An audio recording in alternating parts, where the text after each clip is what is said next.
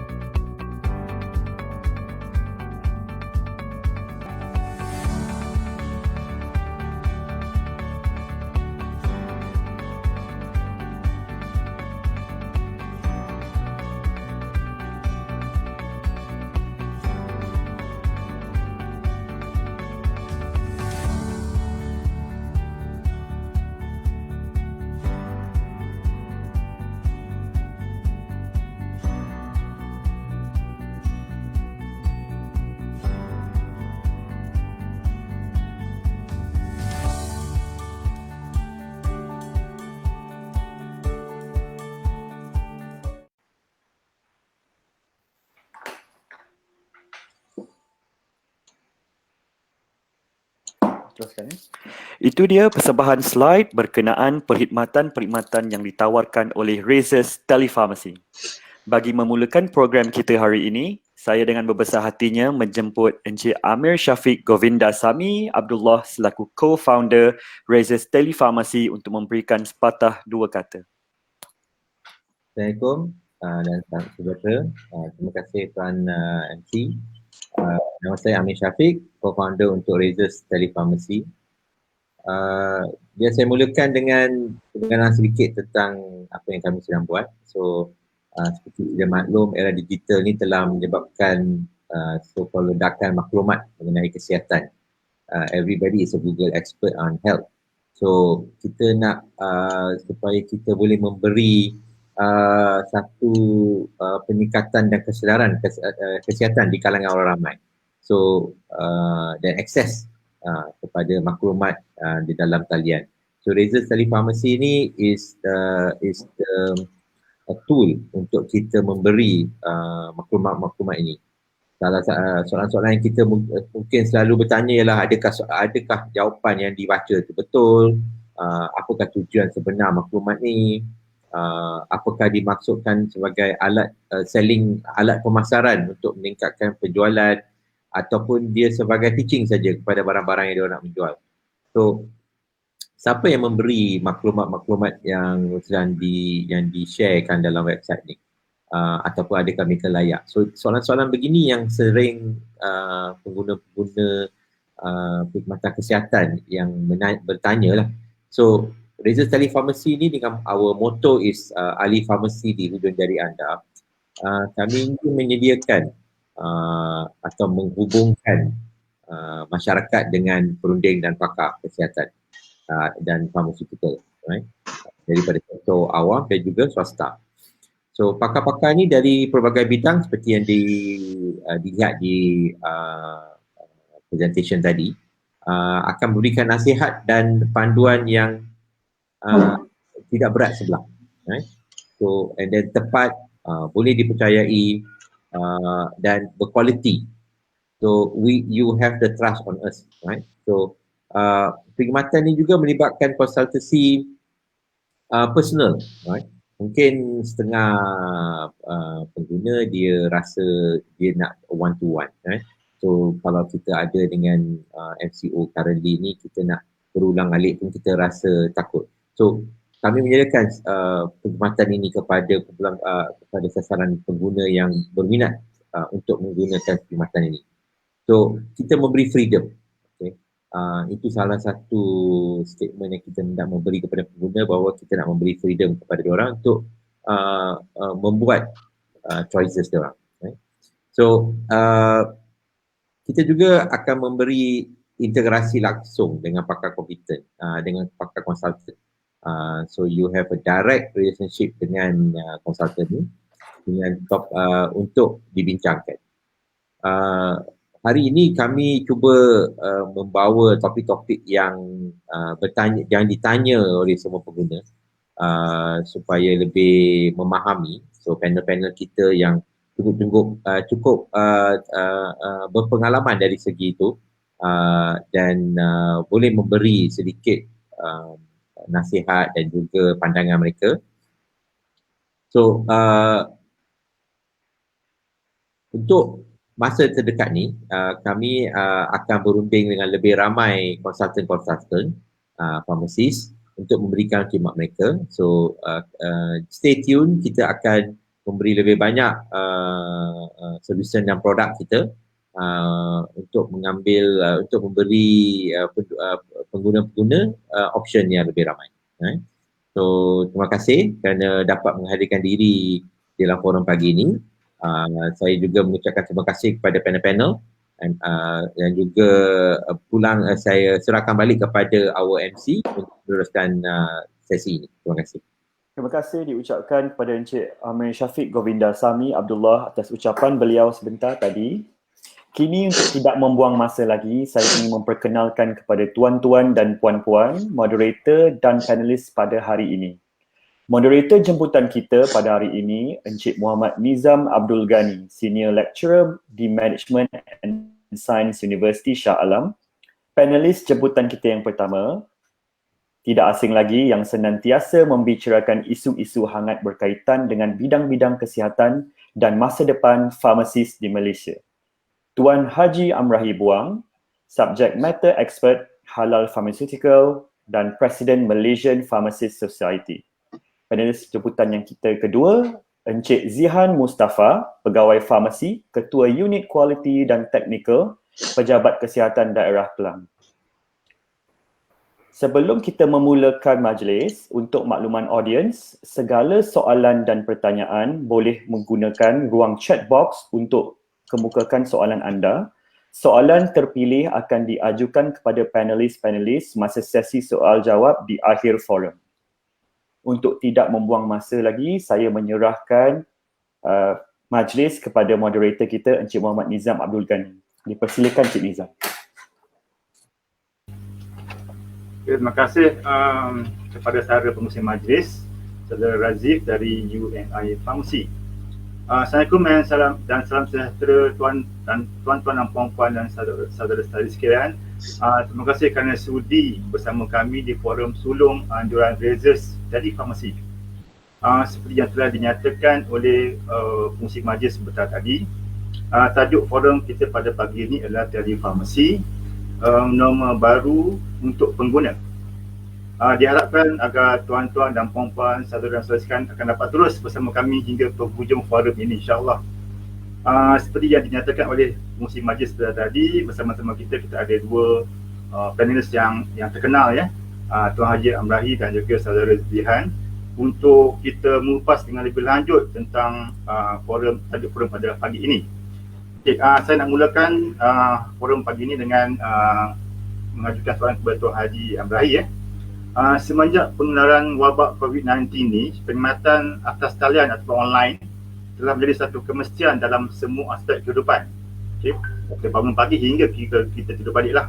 Maka timbullah istilah seperti e-perniagaan, e-elektronik perniagaan, e-dagang dan sebagainya lah. Termasuk juga perkataan ataupun istilah tele, kan, telemedicine dan sebagainya. Termasuk juga istilah tele-pharmacy. Saya pun mulanya agak keliru. Tele-pharmacy sebenarnya satu apps ataupun apps yang hanya menggunakan telefon, kan, sebab dia guna perkataan tele. Jadi sebagai pembuka bicara forum pada pagi ini, kita mohon agar Tuan Haji Amrahi dapat kongsi dengan kita apakah sebenarnya yang dimaksudkan dengan tele-pharmacy. Silakan Tuan Haji. Okey. Bismillahirrahmanirrahim. Alhamdulillahirrabbilalamin. Wassalatu wassalamu ala asyrafil anbiya wal mursalin wa ala alihi wa sahbihi ajma'in. Pertama sekali saya ucapkan terima kasih kepada Encik Nizam selaku moderator pada pagi ini. Begitu juga dengan sahabat panel saya, saudara Zihan Mustafa, yang dia ni lagi famous daripada saya tau. So kita bincang santai-santai pagi ni. Jadi kalau kita tengok dari segi perkataan tele-pharmacy tu, okey, sebenarnya ada dua lah dia punya perkataan kat situ. Satu tele ataupun telecommunication, satu lagi adalah perkataan pharmacy. So jadi kalau kita kata dari segi telecommunication, memanglah kita faham, kalau dulu teknologi dia orang kata lebih kepada suara saja, satu ketika dulu, selepas tu pula kita tengok dari segi video, dan lepas tu kita tengok dari segi teknologi juga dah berkembang. Okey, cuma kita nak fast forward, apa yang kita sedang hadapi sekarang adalah dalam bentuk digital. Jadi bila dalam bentuk digital ni, jadi dia telah dengan perkembangan information teknologi, teknologi maklumat ni, jadi kita tengok sekarang ni kita boleh akses kepada satu dunia disebabkan oleh perkembangan teknologi. Jadi itu yang sekarang ni kalau kita tengok di Malaysia, contohnya pemilik handphone ni begitu banyak, pemilik smartphone ni begitu banyak, berjuta-juta lah. So jadi kita melihat bahawa sekarang ni dari segi orang kata kemampuan tu ada, kan? Lebih lagi sekarang ni dengan aplikasi yang ada di dalam smartphone kita, kita tengok sekarang ni kita boleh berkomunikasi sebab ada apps apa semua kan. Jadi kita ada contohnya katalah WhatsApp sekalipun, kita boleh buat cara video, kan? Jadi pada saya, kita dah tak boleh lari lagi daripada era digital ni. Ya, kita memang tak boleh lari ya. Jadi itu yang sedang berlaku di seluruh dunia. Jadi maknanya kita ni dunia tanpa sepadan lah. Ya. Lepas tu jadi kita tengok kalau kita tengok dari segi sudut industri, kan? Kita tengok industri-industri lain cepat berkembang maju apabila dia masuk di dalam teknologi maklumat ni ataupun dunia digital ni. Sama ada katalah dari segi kewangan, kita tengok kita punya bank apabila dia gunakan IT ni dah begitu berkembang majulah. Dan begitu juga dengan sektor-sektor lain. Dan kalau kita tengok dari segi kesihatan, saya rasa perkataan telemedicine ni bukan satu benda yang baru. Yeah. Saya masih ingat lagi masa saya berkhidmat di Pusat Perubatan Universiti Melaya dulu. Jadi effort untuk membuat telemedicine ni bukan benda baru. Daripada 90-an lagi telah disebut. Yeah. So jadi maknanya tetapi teknologi pada waktu itu tidak macam sekarang ni. Yeah. Teknologi sekarang ni selepas 30 tahun, teknologi sekarang ni memang dahsyat lah. Yeah. Jadi maknanya kita tak boleh lagi gunakan teknologi lama. Jadi kita kena, the whole world kena berubah. So, telemedicine telah melakukan, maknanya kita dah nampak telemedicine tu telah orang kata masuk dalam bidang yang saya sebutkan tadi. Sekarang ni yang tinggal ataupun dalam sektor kesihatan ni adalah telefarmasi. Jadi kita pergi kepada apa yang kita katakan farmasi itu. Apa perbezaan antara farmasi dengan medicine, ya? Yeah? So jadi sebenarnya farmasi ni bidang dia berbeza daripada bidang perubatan, ya. Yeah? Sebab apa? Kalau kita tengok dari segi ilmunya memang berbeza. Ya, yeah? Maknanya kalau kita tengok para doktor kita, dia punya khususan adalah dari segi penyakit. Okey, daripada segi penyakit, apa-apa jenis penyakit, lepas tu dan mereka pun akan cerita dari segi rawatan dan diagnosis dulu, lepas tu dia akan buat rawatan. Jadi skop tugas dia macam itulah. Skop tugas dia macam itulah, ya, yang kita sebut faham. Lepas tu kita pergi kepada farmasi pula. Farmasi ni pula ni adalah pada saya lah, kita ni masih relatively baru lah. Perkataan farmasi itu masih lagi baru lah di dalam Malaysia ni. Yeah. Maknanya farmasi ni kalau kita tengok, kalau dulu orang ingatkan kedai ubat dan sebagainya. Ataupun dulu ada kemis, yeah, ataupun drugist dan sebagainya. Yeah. Tetapi apabila kita di Malaysia ni, kita dah clear.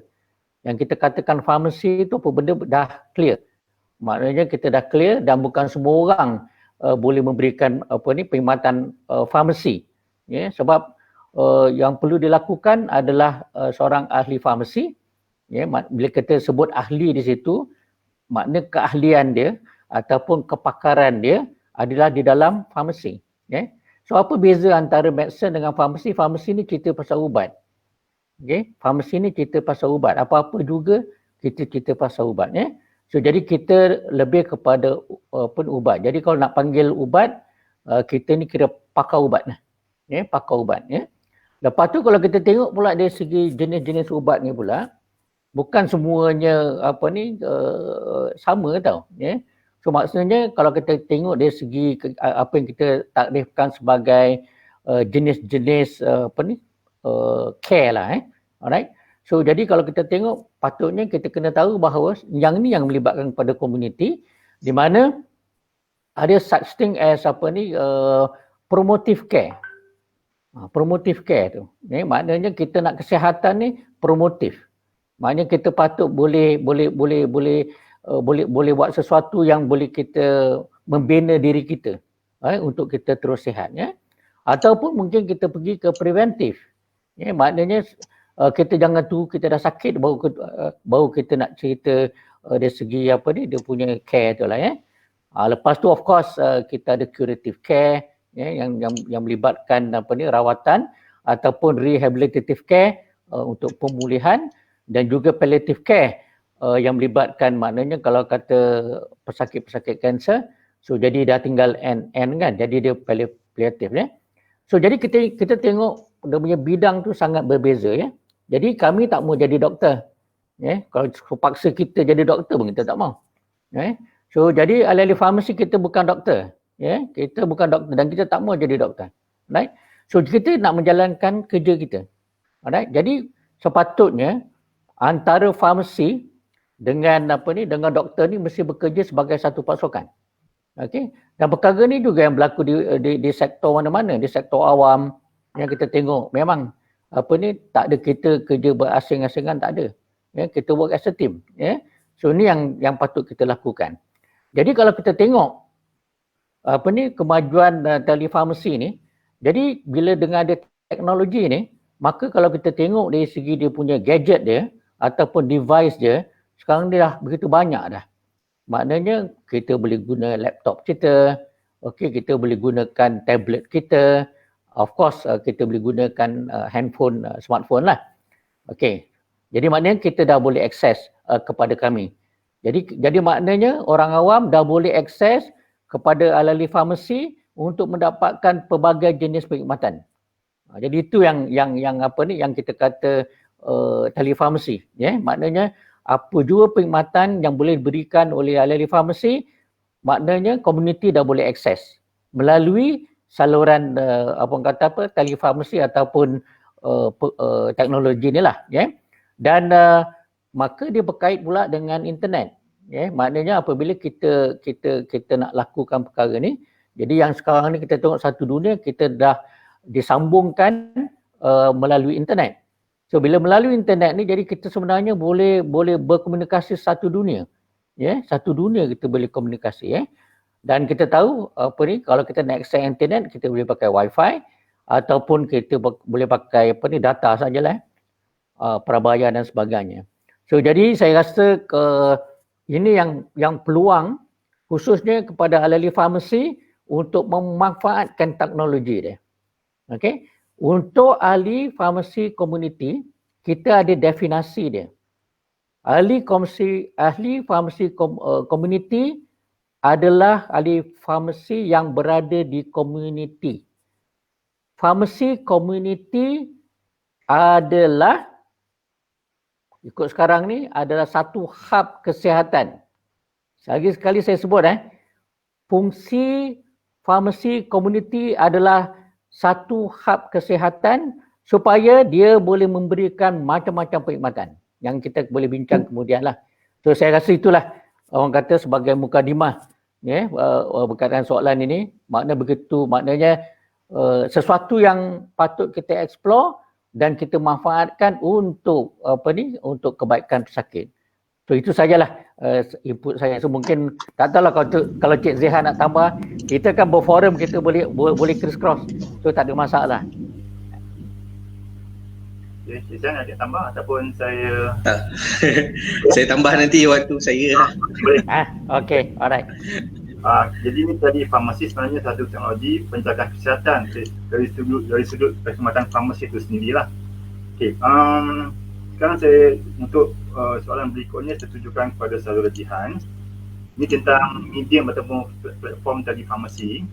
Okay, adakah perkhidmatan online tadi farmasi ni boleh dijadikan satu medium ataupun platform, ya, bagi runding nasihat kesihatan yang boleh diguna pakai di Jabatan Kesihatan Awam, hospital swasta ataupun komiti farmasi itu sendiri? Tidakkah perkara ini menjadi satu isu ataupun konflik besar di antara para doktor dan juga ahli farmasi? Silakan saudara Jihan. Okay, terima kasih Tuan Moderator. Terima kasih juga kerana jemput saya menjadi ahli panel. Bismillahirrahmanirrahim. Soalan ni pun memang agak kontroversi. Okey, kalau nak dikatakan memang boleh lah. Jawapannya memang boleh. Tapi semua bila kita cakap konsultasi ni ada batas dia lah. So semua profession kena tahu batas-batas mereka masing-masing. Tapi kalau nak dilihat telefarmasi ni dah lama dah ada, cuma mungkin tak perasan lah ya. Contoh yang saya nak bagi kat sini adalah contoh National Pharmacy Call Center, Pusat Panggilan Farmasi Kebangsaan. Yang ini dah lama ada dah, since, kalau tak silap saya, since tahun 2010. Tahun 2010 lagi. So dia dah minta maaf, 2009 lagi ya. Kemudian dia dapat toll free line tu sekitar tahun 2012 macam tu. So dah lebih kurang more than 10 years dah, iaitu National Pharmacy Call Center yang disediakan perkhidmatan ni oleh program perkhidmatan farmasi sendiri, Kementerian Kesihatan Malaysia ya. Yang mana kita memberi maklumat kepada orang awam. Memang perkhidmatan ni khas untuk orang awam. Di mana toll free line dia 1-800-88-6722 ni memang orang awam telefon dan bertanyakan berkaitan dengan ubat-ubatan. So, dan ahli farmasi yang bertugas, mereka ni adalah yang berkredibel lah. Selain daripada berkredibel tu, mereka ni memang dibekalkan dengan semua maklumat yang terkini. Maksudnya selain daripada database, selain daripada buku rujukan, semua benda ni, perkhidmatan ni semua maksudnya kita langgani ya. Tujuan dia memang untuk menyampaikan informasi yang betul kepada orang awam. So orang awam telefon dan ahli farmasi akan berikanlah informasi apa soalan yang dikemukakan, tapi soalan tu mestilah soalan berkaitan dengan ubat-ubatan lah.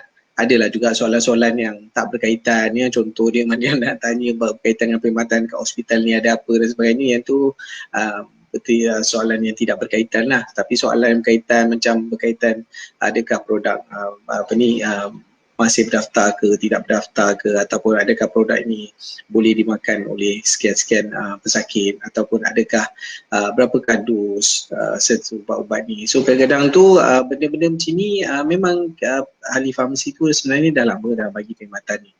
Dan selain daripada itu, saya rasa Pusat Racun Negara sendiri pun dah lama dah menggunakan perkhidmatan ni ya. Banyak juga kita punya ED ya, Emergency Department setiap hospital kalau ada kes-kes berkaitan dengan keracunan ni, memang mereka menggunakan Pusat Racun Negara ya. Saya perlu berbangga juga kerana lagi sekali itu adalah perkhidmatan yang diberikan oleh ahli farmasi ya, yang mana mereka menggunakan perkhidmatan ni. Dan ahli farmasi di sana memang ahli farmasi yang mereka adalah pakar dalam bidang mereka lah. Sebab tu mereka menjadi pusat rujukan di mana kita akan telefon dan tanya bagaimana kita nak handle kes-kes keracunan dan sebagainya. So kat sini kalau jawapan ringkas dia memang boleh. Dan sekarang ni pun dalam suasana yang terhad ataupun limited kerana wabak ni, dan adalah beberapa polisi ataupun nasihat daripada Jabatan Kesihatan Negeri ya, yang mungkin tidak menggalakkan aktiviti-aktiviti yang seperti sebelum pandemik, yang mana kita boleh berjumpa, kita boleh buat meeting, ataupun kita boleh buat pameran dan sebagainya. So benda-benda ni perlulah kita fikirkan cara bagaimana kita lebih berinovasi untuk menggunakan teknologi yang ada, yang mana masih boleh kita lakukan juga.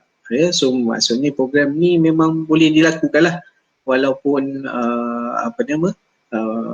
secara menggunakan teknologi yang sekarang ni ya. Dan kalau kita nak tengok sendiri pun dari segi statistik memang penggunaan kalau kita cakap telekomunikasi ni kadang-kadang tu kita macam tadi pun Tuan Moderator kata mula kita fikir telefon So saya pun bagi contoh dua yang awal tu adalah telefon, iaitu NPCC pun telefon, Pusat Racun Negara pun telefon. Tapi kalau kita nak tengok dia lebih besar lagi lah, sebab selain daripada itu ada apa-apa method lah yang kita boleh guna untuk berkomunikasi dengan kita punya sama ada pelanggan ataupun pesakit lah ya, dan juga untuk menyampaikan apa sahaja penyampaian produk ataupun penyampaian perkhidmatan farmasi itu sendiri. So kalau kita nak tengok pula secara kata yang terkini, saya melihat kepada satu kajian yang memang dilakukan oleh SKMM sendiri ya, Ni data berkaitan dengan statistik penggunaan internet di Malaysia. So actually memang setiap tahun dia ada keluarkan statistik ni lah untuk kita tengok penggunaan internet. So penggunaan internet pun memang meningkat lah daripada tahun dia buat pembanding dengan kat sini tahun 2020 dah ada keluar dah dia punya kajian menunjukkan 88.7% pengguna internet di Malaysia tahun 2020. So dia meningkat sebenarnya 1.3%. Tapi dia punya peningkatan tu lebih ketara lagi dari segi jumlah masa. Yang mana kalau dulu memang orang kata majoriti dia menggunakan lebih kurang dalam 1 hingga 4 jam. Tapi sekarang ni kita boleh melihat di tahun 2020 punya statistik menunjukkan jumlah yang banyak menghabiskan masa lebih kurang 5 hingga 8 jam untuk berada di atas talian. So kat situ pun kita boleh melihat bahawa adanya peluang lah yang kalau kita sebagai ahli farmasi ataupun profesional kesihatan ni boleh menggunakan apa-apa kaedah yang menggunakan internet untuk berhubung dengan pelanggan ataupun pesakit kita lah, dan kita pun boleh melihat coverage dia penggunaan tu agak tinggi dan mungkin juga dari segi penggunaan orang kata kat mana dia orang dapat akses internet yang paling tinggi. Kalau ikutkan statistik tu memang paling tinggi adalah di rumah lah, di rumah yang ni pun saya rasa sebab tahun 2020 ni sebab PKP so orang tak pergi mana-mana, so memang penggunaan internet paling tinggi di rumah lah, dan kemudian lah baru on the go dan juga waktu di pejabat. Selain daripada itu kalau kita tengok kan juga lagi saya rasa banyak juga ahli-ahli farmasi kita yang menggunakan media sosial untuk tujuan memberi edukasi, public education, dan saya rasa selaras lah dengan perkembangan kerana kita boleh melihat juga dalam statistik ni 91.7% pengguna internet memang menggunakan media sosial lah, memang banyak menggunakan media sosial. Dan kalau itu antara beberapa interesting fact lah daripada kajian tersebut. So dia ada banyak lagi lah. Saya sebab ada lagi kajian-kajian yang tahun-tahun yang sebelumnya yang ada collaboration dengan KKM sendiri bersama SKMM menunjukkan bahawa memang pesakit kita yang mencari maklumat di internet selain antara 5 yang tertinggi itu, salah satu daripadanya adalah maklumat berkaitan dengan ubat-ubatan. Selain daripada ni saya cerita maklumat berkaitan dengan kesihatan lah, maksudnya mereka kalau buka internet cari maklumat berkaitan dengan kesihatan tu apakah yang mereka cari. So antara 5 yang tertinggi tu salah satunya adalah berkaitan dengan ubat-ubatan tu sendiri. So maksudnya memang pesakit kita sudah mungkin beralih lah daripada, kalau kita tengok juga penggunaan kalau dulu kita nak bertanya ataupun mencari maklumat di internet, kita akan menggunakan search engine iaitu menggunakan Google ataupun Yahoo untuk mencari maklumat. Tapi dalam kajian tu juga menunjukkan bahawa peratusan yang hampir sama sebenarnya mencari maklumat menggunakan social media. Yang ini itu yang kita katakan perkembangan teknologi tu telah merubah daripada kalau kita tengok pun dulu orang mula tak ada internet, kita asyik tengok TV, tengok berita dan sebagainya. Sekarang ni berita yang lebih cepat tu adalah disampaikan di dalam social media ataupun di internet tu sendiri. So kalau dulu juga orang mencari maklumat dia dah menggunakan search engine Google dan sebagainya, tapi sekarang ni peratusan dia untuk mencari maklumat berkaitan dengan kesihatan tu lebih kurang sama yang mencari di dalam media sosial. So kat sini pun kita boleh melihat bahawa benda ni memang platform-platform yang ada, kajian pun dah ada. Benda tu dah memang terbukti antara apa yang sedang berlaku sekarang ini. Maka kalau kita nak katakan benda tu something yang kalau masih lagi memikirkan macam tak boleh buat, kita tak boleh bergerak ke hadapan lah.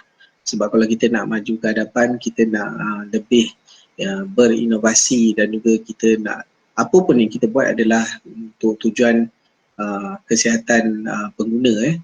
Yang tu yang penting. Kita punya concern adalah kesihatan pengguna. Walaupun ada nanti kita akan, setiap benda yang kita akan lalui, confirm kita akan melalui masalah. saya pun dah mencuba benda-benda ni semua, saya pun menghadapi masalah juga ya, di mana dekat tempat saya pun kita cuba untuk buat online counselling dan sebagainya. So kita cuba menghadapi masalah. So kalau kita tak cuba mana kita tahu kan.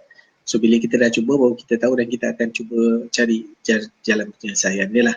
So dari segi nak memberi konsultasi, tak ada masalah bagi saya selagi dia mengikut peraturan undang-undang, dan juga kita kena tahu kita punya batas lah.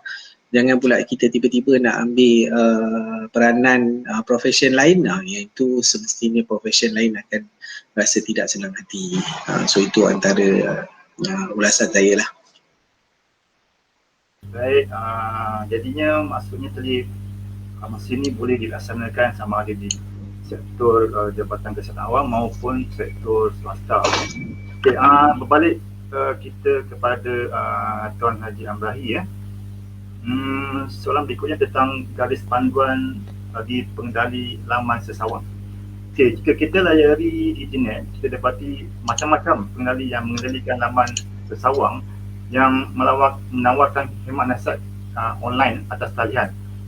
Ramai yang menawarkan perkhidmatan mengendalikan diri mereka seperti coach kesihatan, sifu kesihatan dan sebagainya lah. Jadi sekarang ni persoalannya, bagaimana pengguna dapat memastikan pengendali ini mempunyai kelayakan dan bertauliah untuk memberi maklumat yang benar dan tepat mengenai kesihatan. Mungkin di sana terdapat garis panduan yang ditetapkan oleh Kementerian Kesihatan berkenaan hal ini. Silakan Tuan Haji. Okey, terima kasih di atas soalan ini. Satu soalan yang baik. Jadi sebenarnya seperti mana yang Saudara Zehan cakap tadi, apabila kita berada di internet ni, kita menghadapi situasi yang kita menghadapi ledakan maklumat. Okey, bukan sahaja cabaran-cabaran itu datang daripada dalam negara, tapi juga daripada luar negara. Jadi ini yang jadi orang kata apa, ledakan maklumat ni yang patut kita uruskan. Maknanya dengan sendiri apabila orang ramai akses kepada maklumat di internet, dengan sendirinya dia orang pun ada pengetahuan ataupun dia nak tahu lebih lanjut daripada itu, tetapi dalam masa yang sama dia mungkin boleh membahayakan diri sendiri. Pasal apa? Sebab nak memahami sesuatu bidang tu memerlukan ilmu. Maknanya kalau kata contohnya apa-apalah pun, kan? Ada contohlah kita ambil kan, kita dapatkan maklumat berkaitan dengan sekarang ni orang kata apa, topik yang paling hangat sekali lah, iaitu tentang vaksin sebagai contoh sekarang ni kan. Jadi kalau kita tengok begitu banyak maklumat yang kita dapat, tetapi macam mana kita nak memahami maklumat tersebut? Sebab kalau kita tengok tajuk berita media dan sebagainya, jadi kalau kita ambil tajuk itu pun dah jadi masalah. Kalau kata kita tak memahami, bila kita baca yang detail dia jadi lain. Jadi ini yang harus kita berhati-hatilah. Jadi kalau kata macam Cik Zehan kata tadi kan, kita tak mau sentuh profession yang lain. Maknanya kalau kita kata cerita pasal farmasi, kita cerita pasal farmasi lah. Maknanya seperti mana yang saya sebut daripada awal tadi lah. Di mana perkara-perkara yang orang kata apa, yang kita kena faham apa yang boleh diberikan oleh ahli farmasi. Dia ada dua lah yang paling besar. Iaitu dari segi produk-produk. Dari segi produk-produk, maknanya kita talk about produk lah. Keduanya dari segi services, dari segi perkhidmatan. Dan bidang farmasi komuniti ini sedang melalui proses evolusi, sedang melalui proses transformasi. Di mana kalau kita tengok orang kata kita segi gagasan farmasi seluruh dunia untuk farmasi komuniti ini memang dah berubah daripada product base kepada patient base.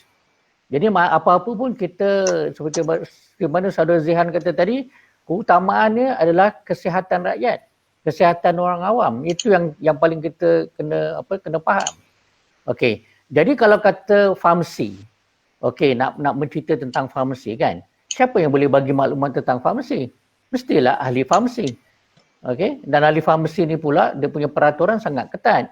Kita ni highly regulated. Okey, maknanya kalau kata kalau kata kita nak mendirikan perkhidmatan farmasi, kita mesti orang kata adalah ahli farmasi yang berdaftar. Jadi orang awam kena tahulah. Contohnya katalah saudara Zihan memberikan perkhidmatan. Kan, orang mesti tahu bahawa saudara Zihan ni adalah seorang ahli farmasi berdaftar. Okey, mesti dia tahu bahawa kita ni ahli farmasi berdaftar yang ada undang-undang dia, ya. Dan sepatutnya kita, that's why kalau kita buat apa-apa pun kita tunjukkan nombor pendaftaran kita tu kita kena pamerkan. Jadi kita ada nama penuh kita dan kita punya orang kata nombor pendaftaran. Dan nombor pendaftaran di bawah lembaga farmasi Malaysia ni adalah unik. Ya, kalau kita sekarang ni kalau tengok dari segi jumlah ahli farmasi yang ada dalam daftar sejak Akta Pendaftaran Farmasi pada tahun 1951, sekarang ni dah masuk, kalau tak silap saya, 22,000 di dalam daftar tu. Tapi yang mengamal adalah lebih kurang dalam 18,000 lah. Okey, dalam 18,000 tu pula dalam 65% adalah di public sector, di sektor awam. Okey, dan 35% adalah di sektor swasta. Jadi benda-benda macam ni kalau kata kita nak kena clear, orang yang bertanggungjawab yang boleh memberikan maklumat tentang ubat-ubatan, yang boleh memberi maklumat tentang farmasi adalah ahli farmasi yang berdaftar. Itu satu. Okey. Yang keduanya pula dari segi aspek produk. Maknanya kalau kata nak mengendalikan produk, khususnya nak mengendalikan racun. Maknanya racun mengikut Akta Racun 1952, Akta Racun sebagai contoh. Kalau kita tengok, maknanya dari segi situ bukan semua orang boleh handle obat kawalan. Obat kawalan bukan semua orang boleh handle. Especially kalau kata kita tengok obat-ubat tu memerlukan preskripsi. Okey, ada satu hal pula. Satu lagi adalah ubat-ubat apa yang kita bagi sebagai kumpulan C. Schedule C lah.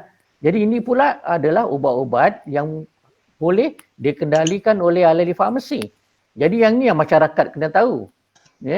Jadi apabila mereka mendapat maklumat daripada sosial media, melalui WhatsApp lah, melalui apa-apalah di internet ni, jadi kita kena pastikan bahawa maklumat tu betul ke tidak.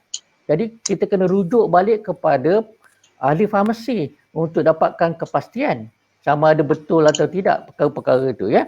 Jadi dalam khas untuk mengawal orang kata dari segi obat-ubat kawalan ni adalah pemegang lesen A. Itu sebab kalau ikut undang-undang sekarang ni, okey, untuk mengawal, maknanya betul-betul kita panggil custodian of medicine atau custodian of pharmaceutical ni adalah ahli farmasi yang mempunyai lesen pemegang lesen A tu. Okey. So jadi benda-benda macam yang kita kena ingat bukan mudah untuk kita nak bagi maklumat, sebab apabila kita mengendalikan bidang ini, kita tertakluk kepada Lembaga Farmasi Malaysia. Maknanya kalau kita ada salah laku, integriti kita tercalar ataupun kita buat perkara-perkara yang tidak dibenarkan mengikut undang-undang, itu boleh diambil tindakan. Saya sebagai ahli lembaga farmasi mempunyai pengalaman tentang kes-kes yang melibatkan salah laku ahli farmasi ni. Okey, jadi perkara-perkara ni itu sebab kita kata tadi highly regulated lah. Jadi maknanya masyarakat kena faham tentang perkara ni, ya. Lepas tu seterusnya saya nak share juga adalah dari segi farmasi itu sendiri. Okey, baru-baru ni semasa MCO 1, kalau kita tengok apabila kita ada MCO 1, MKN, Majlis Keselamatan Negara telah mengatakan bahawa perkhidmatan farmasi adalah satu perkhidmatan penting, essential service di bawah MCO. Yang itu satu. Lepas tu pada waktu itu dia menggunakan perkataan kedai farmasi. Okey. Jadi respon daripada Persatuan Farmasi Malaysia very clear. Kita kata kita ni kena educate lah. bahawa kedai farmasi itu bukan terma yang betul. Kita nakkan terma yang betul adalah farmasi. Maknanya kalau sama macam klinik lah. Kalau kita doktor swasta, tempat praktisnya kita panggil klinik. Jadi tempat praktis untuk ahli farmasi berdaftar di komuniti adalah farmasi. Itu satu perkara yang Persatuan Farmasi telah buat, dan apabila kita tulis surat kepada Kebidayan HCP untuk perkara ini, kita dapat respon daripada Suruhanjaya Syarikat Malaysia. So kami telah berbincang dengan Suruhanjaya Syarikat Malaysia. Jadi dalam perbincangan itu kita very clear. Sekarang ni kalau mana-mana orang nak menubuhkan satu syarikat, nak gunakan perkataan farmasi, ahli farmasi mesti ada. Kalau tidak, dia tidak akan register. Yang tu kita dapat surat daripada kerajaan. Jadi maknanya benda ni yang kita telah kita lakukan oleh Persatuan Farmasi Malaysia. Supaya orang faham. Itu satu. Lepas tu yang keduanya, apabila kita tengok bahawa kedai farmasi ni, term ni pula digunakan di bawah kerajaan tempatan. Jadi kita tulis pula surat kepada kepada kementerian yang terbabit. Dapatkan nak bagi tahu. Maknanya kita salinkan surat yang kita dapat daripada Kebidayan HCP bahawa perkara ni telah perlu diselaraskan bagi semua kerajaan tempatan. Okey. Jadi senang nanti ahli farmasi kita dan juga pihak berkuasa untuk menguruskan perkara secara spesifik, because perkhidmatan ini adalah perkhidmatan esensial. Dan yang tu yang telah kami lakukan. Satu lagi yang kami telah lakukan adalah kita menulis surat kepada semua menteri besar dan ketua menteri seluruh negeri-negeri di Malaysia ni, supaya mereka tahu tentang penggunaan penggunaan farmasi ni. Jadi maknanya bukan sewenang-wenangnya. Okey, kalau kita tengok even untuk e-commerce, untuk gunakan farmasi ni is a no. Memang tak boleh. Memang kita undang, sebab in fact kita ada logo kita sendiri dan tak boleh pakai. Maknanya kalau kata premis tu tidak ada ahli farmasi, dia tak boleh pakai logo tu. Logo farmasi tu. So ini semua yang kita nak share lah. Dan perkara ni yang patut kita lakukan. So nanti kemudian nanti saya akan expand lagi tentang jenis-jenis perkhidmatan yang boleh diberikan oleh ahli farmasi berdaftar ni. So saya rasa takat ni sajalah dari segi orang kata untuk masyarakat mengenali farmasi di komuniti, dan apabila kita kata ahli farmasi di komuniti, dia menjadi sebahagian daripada komuniti setempat itu. Sebagai contoh, saya bagi tahu just one example. Sekarang ni kita cerita pasal PICK. Okey, maknanya program imunisasi COVID-19 kebangsaan. Jadi peranan ahli farmasi di farmasi komuniti sekarang ni, supaya mesti bertanya kepada setiap pelanggan yang masuk di dalam dia punya farmasi, okey, sama ada dah mendaftarkan diri kepada MySejahtera atau tidak. Ini yang kita kata perkara-perkara yang boleh kita lakukan apabila kita cerita dari segi sektor farmasi komuniti. So itu sajalah dari segi ulasan berkaitan dengan soalan yang tadi itu, supaya kita boleh faham, masyarakat lebih faham tentang fungsi farmasi komuniti. Maknanya kita ni bukan retail pharmacist. Perkataan retail pharmacist telah kita nyahkan. Kataan yang betul adalah ahli farmasi komuniti. Itu sajalah Cik Nizam. Ya, terima kasih Tuan Haji. Mestinya dahulunya kita akan panggil retail pharmacy dah. Pada saya, retail pharmacy ni dia lebih berorientasikan kepada bisnes, kan. Padahal komiti farmasi atau farmasi komiti dia lebih kepada kita sebagai healthcare provider lah. Okey, kita kembali kepada saudara Jihan. Ini mengenai keselamatan data pengguna. Okey, dalam melaksanakan perkhidmatan telefarmasi, semestinya data pengguna ataupun data pesakit akan disimpan oleh pengendali telefarmasi. Jadi sekarang ni isunya, apakah mekanisme yang akan menjamin data ni tidak disalahgunakan oleh pengendali tadi farmasi tersebut. Silakan Saudara Jihan.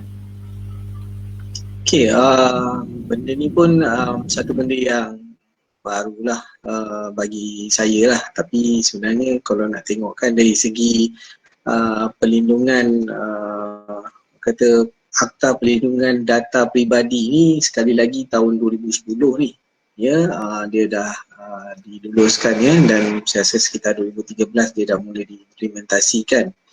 Maka bila dah ada Akta Pelindungan Data Pribadi ni, maksudnya tata cara ataupun some sort like guideline tu dah ada lah, yang perlu diketahui bukan saja oleh farmasi ya.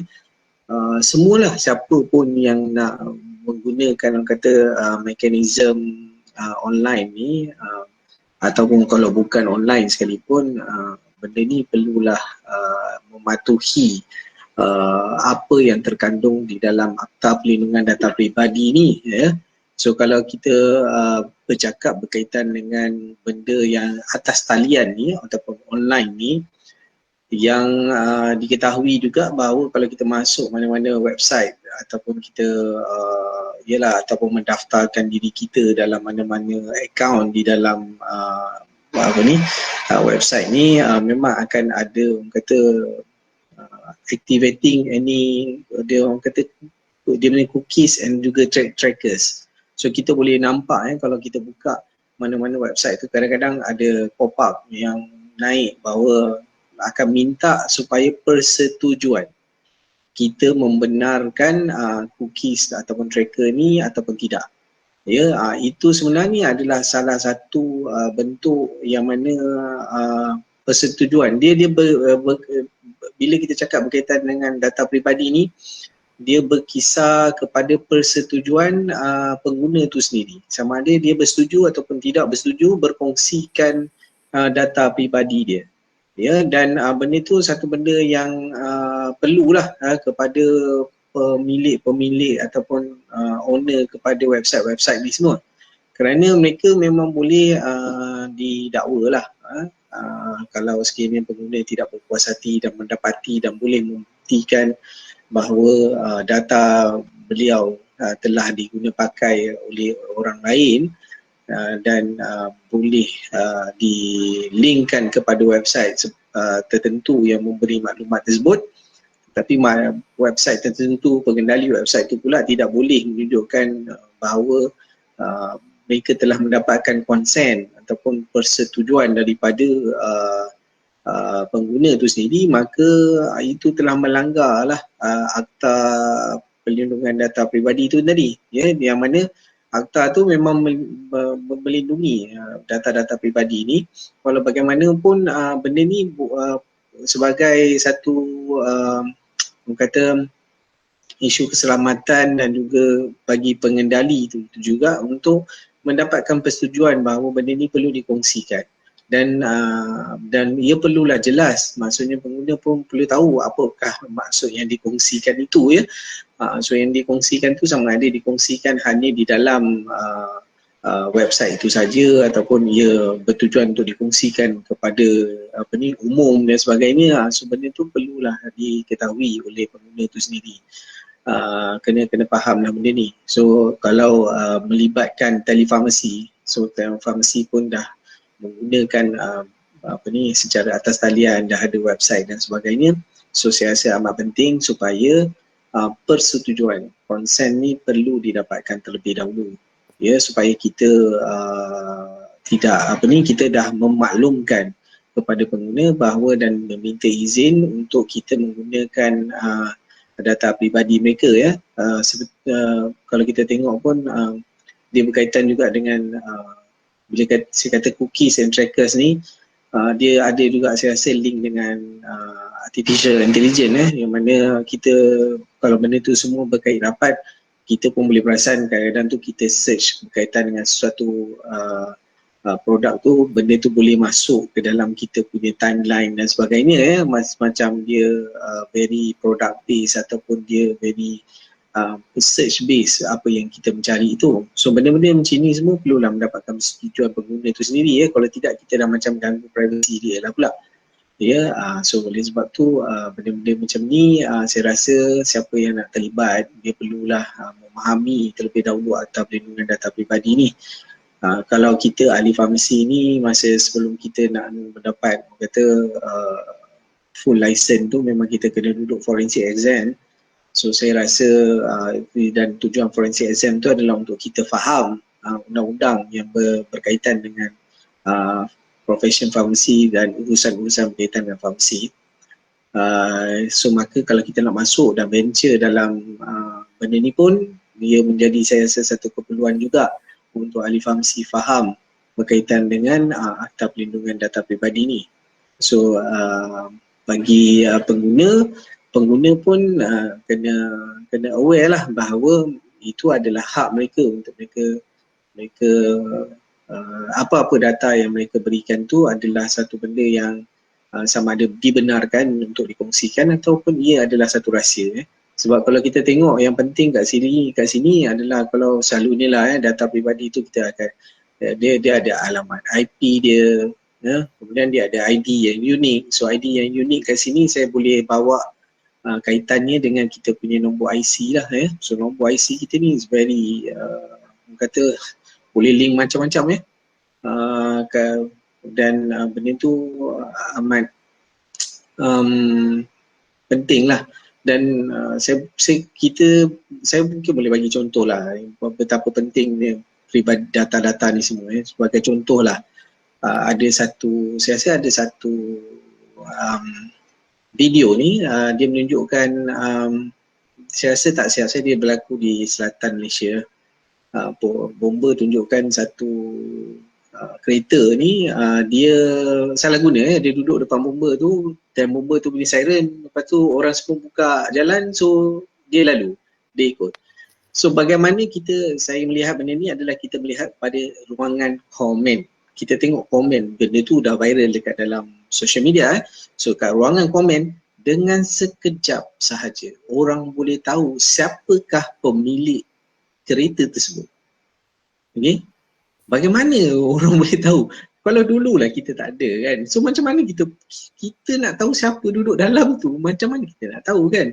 So itulah pentingnya di mana sekiranya benda-benda macam ni saya rasa mereka mungkin mencari melalui nombor kenderaan tu sendiri. So maksudnya kalau kita search nombor kenderaan itu mungkin dalam mana-mana website bahawa benda tu ada, so kita dan website tu mungkin link kepada itu pemilik dan kita boleh dapat tahu. Dan daripada situ juga dia boleh masukkan ke dalam Facebook, dia boleh cari. So last sekali dengan akaun Facebook pun kita boleh jumpa siapa dia dan kita boleh scroll pula tu, kita boleh tengok pula hidup dia macam mana, dia ni siapa, macam mana amalan kehidupan dia, adakah dia ni memang beradab ke tak beradab ke. So benda tu dah jadi macam orang dah boleh selidik kita dah macam-macam. Itu baru nombor kenderaan ya.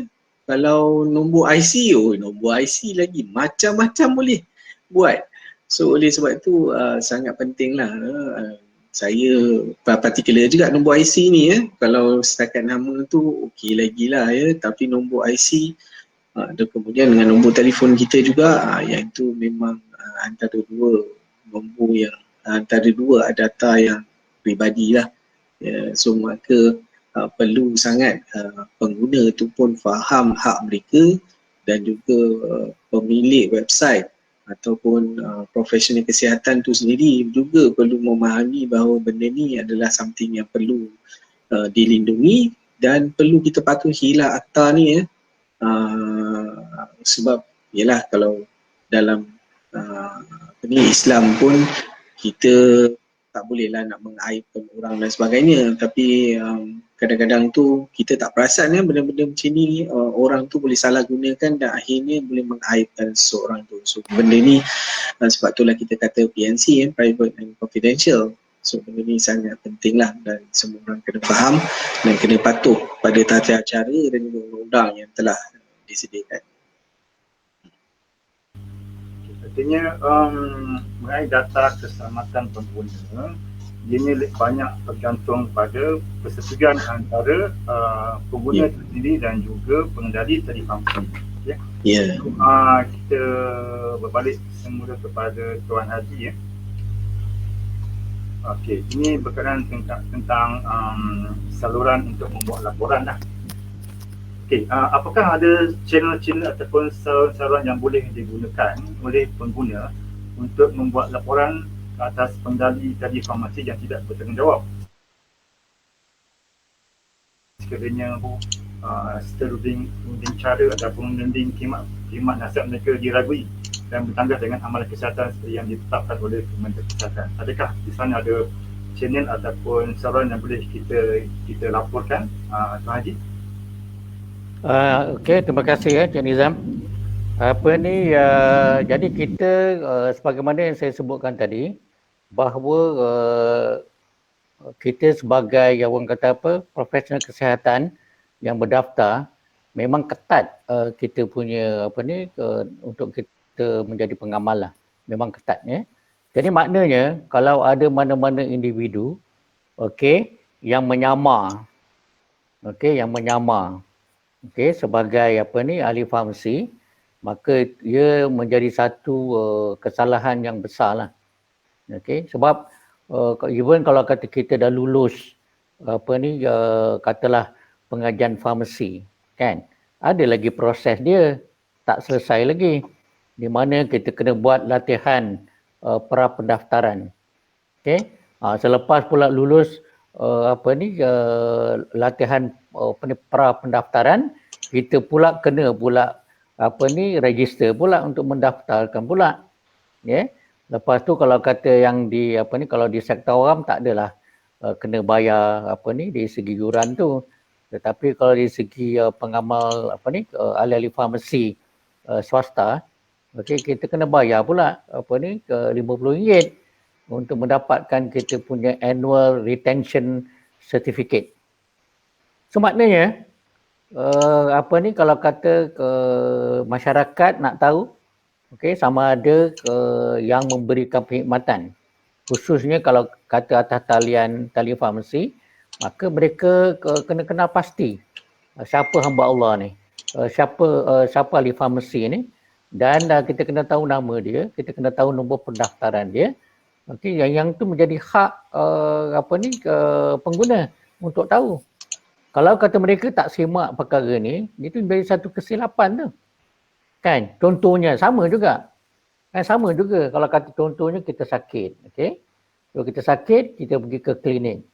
Tidakkah kita tahu apabila kita pergi ke klinik, kita tak mau tahu ke siapa nama doktor yang ingin merawatkan kita. Tak mau kita tahu ke bahawa apa nombor pendaftaran doktor tu. Tak mau kita tahu ke muka muka hamba Allah tu. Dan juga kita tak mau tahu ke sertifikat dia tu. Kan? Yang patutnya perlu dipamerkan. Jadi perkara-perkara ni patut dilakukan oleh orang awam supaya tidak tertipu. So jadi ni satu perkara yang patut menjadi perkara lazim lah, So dalam keadaan di mana berlaku di mana seperti mana yang disebut oleh Encik Nizam tadi, jadi di KKM dia punya saluran tu sangat simple. Di mana dia boleh buat apa saja aduan-aduan berkaitan dengan Kementerian Kesihatan Malaysia. Semua kita boleh gunakan saluran yang sama, iaitu moh.spab.gov.my. In fact dia ada dia punya ni. So jadi benda ni yang kita boleh masuk dan kita boleh dapatkan maklumat. Dan yang cantiknya, ini yang kita kalau dalam kerajaan sekarang kita panggil sistem pengurusan aduan awam. SISPA, Sistem Pengurusan Aduan Awam. So, jadi ni senanglah sebab yang ni kita forum ni adalah untuk orang ramai kan. Jadi kita bagikan apa-apa juga, termasuk juga anything lah yang berkaitan dengan Kementerian Kesihatan, kita boleh gunakan sistem yang sama. Yang cantiknya sistem ni, sebab saya pun dah pernah guna sistem ni, kita akan dapat maklum balas bahawa benda tu direkod. Katalah contohnya kita mengadu tentang ahli farmasi lah. Alright, katalah contohlah sebab ini bidang kita, kalau kita usik-usik kawan-kawan kita tak apalah kan, kita tak sentuh orang lain. Kan? Jadi apabila dia sampai ke KKM tu, jadi nanti kalau kata benda tu kena mengena dengan farmasi, okey. Jadi yang maklumat tu akan sampai kepada program perkhidmatan farmasi. Okey. Dan ada pula dia punya KPI tu ataupun dia punya SOP. Dia kena jawab pula. So kalau tak jawab, kita lebih selagi dia tak jawab, perkara tu, status tu akan ada dalam sistem tu. Yang tu yang baiknya tentang itu. Jadi kita infrastruktur kita semua dah bagus lah. Jadi jangan complicated sangat. Okay, kita buat perkara tu. Dan ini mencakupi semua jenis kesalahan, anything tentang kesihatan tu. Maknanya boleh kita salurkan kepada pihak yang berkaitan. Ini termasuklah kalau ada apa-apa praktis dekat media sosial lah. Nanti kalau kata program perkhidmatan farmasi dia nak rujuk kepada SKMM tu pulang. Tetapi dia punya aduan tu direkodkan dekat SPAB KKM. Jadi saya rasa dari sisi saluran tu memang orang kata dah cantik lah. Dah cantik umpama. Ini semua. Anything. Maknanya iklan yang tak betul ke atau kita apa-apalah. Saya say lah. Benda tu cukup mudah untuk kita lakukan untuk orang awam. Cuma sikit tadi saya nak tambah sikit yang yang Cik Zehan sebut tentang PDPA tadi tu. Okay, saya cuma nak share bahawa kalau ikut keperluan sekarang, memang pihak kerajaan menghubungi MPS sebagai stakeholder untuk memastikan ahli farmasi community menjaga PDPA. Yang tu memang dah diberikan kepada MPS tu. Sebab kita ni professional body. Okay, kita professional body lah. Jadi maknanya kalau kata di sektor awam, Cik Zehan dia tak ada masalah. Pasal dalam sektor awam dia dah ada dia punya tata cara dia orang handle PDPA kan. Tetapi kalau kata untuk sektor swasta ni, memang diberikan kepada MPS lah. Untuk kita pastikan mengingatkan kepada pengamal ahli farmasi community tu, maknanya kalau melibatkan PDPA ni, isu-isu PDPA, maka benda tu mesti dilakukan seperti mana yang disebut oleh Cik Zehan tadilah. Okey, contohnya katalah kita nak melakukan counselling, kan? Kita kena dapatkan consent tu. Ataupun kita nak kita apabila dia datang dia nak katalah dia nak mendapatkan racun berjadual kumpulan C for example kan. Jadi nak isi kepada dokumen tu kan, kita kena jaga buku tu betul-betul. Dia tak boleh orang lain tengok benda tu semua. Jadi ada dia punya kerenah dia sekarang ni. Tapi saya harap pada satu ketika nanti benda ni kalau boleh semua pakai apps lah kan. Senang aja. Kita scan barcode, benda tu dia boleh buat. Jadi ni semua peluang-peluang yang patut diambil oleh ahli farmasi community untuk memudahkan. Sebab apa? Mereka ada dia punya own database. Yang saya tahu perkhidmatan ahli farmasi community dia ada dia punya database sendiri. Database pelanggan dia. Jadi kita gunakan tu sebagai kita upgrade balik lah. Maknanya kita boleh mengenal apa semua dan perkara-perkara tu yang kita boleh selesaikan. Kalau jadi apa-apa memang ada hak orang awam boleh melaporkan salah laku tentang kalau kata ada perkara-perkara yang berlaku bagi saya. So kalau kata umpamanya perkara ni melibatkan section tertentu, saya pasti benda tu akan dilakukan oleh pihak berkuasa lah. So jadi in a nutshell untuk menjawab soalan tadi, sistem tu memang dah sedia ada dan perlu dimanfaatkan oleh orang awam. Itu saya punya input lah. Baik, dari poin yang saya dapat ambil daripada Tuan Haji, pertama sebelum kita terlibat dengan ataupun berinteraksi dengan pengendali tadi farmasi, kita kena pastikan latar belakang pengendali tersebut, terutamanya segi nama dan kelayakannya. Dan jika berlaku penjagaan maklumat dan sebagainya, pengguna boleh membuat laporan di laman sesawang MOH, terutamanya terus ke SISPA ataupun Sistem Pengurusan Aduan Awam. Okey, kita pergi pula kepada saudara Zehan untuk soalan yang berikutnya tentang kepelbagaian perkhidmatan farmasi komuniti. Okay, dalam satu kajian saintifik yang dipetik dari satu jurnal ni, Papua 2002, tajuknya Utilization of Community Pharmacists by the General Public in Klang Valley. Kajian ini dilakukan oleh Jabatan Farmasi Fakulti Perubatan Universiti Melayu Kuala Lumpur lah. So dalam kajian ini dia menunjukkan bahawa bilangan farmasi komuniti dia masih telah meningkat dengan begitu ketara, dan ini menunjukkan peran ahli farmasi komuniti sebagai healthcare professional provider turut berkembang dengan lebih meluas. Jadi minta Saudara Jihan mungkin boleh berkongsi apakah perkhidmatan yang lain yang boleh ditawarkan oleh farmasi komuniti kepada orang ramai. Silakan Saudara Jihan. Okay, terima kasih Tuan Moderator. So saya bukan community pharmacy lah, okay. Walau bagaimanapun saya cuba sampaikan berdasarkan pengalaman saya, ialah saya pun di Kementerian Kesihatan pun dengan community pharmacy. Ini berbeza dari segi swasta dan juga kerajaan lah, ya. Tapi amalan tu adalah sama, ya.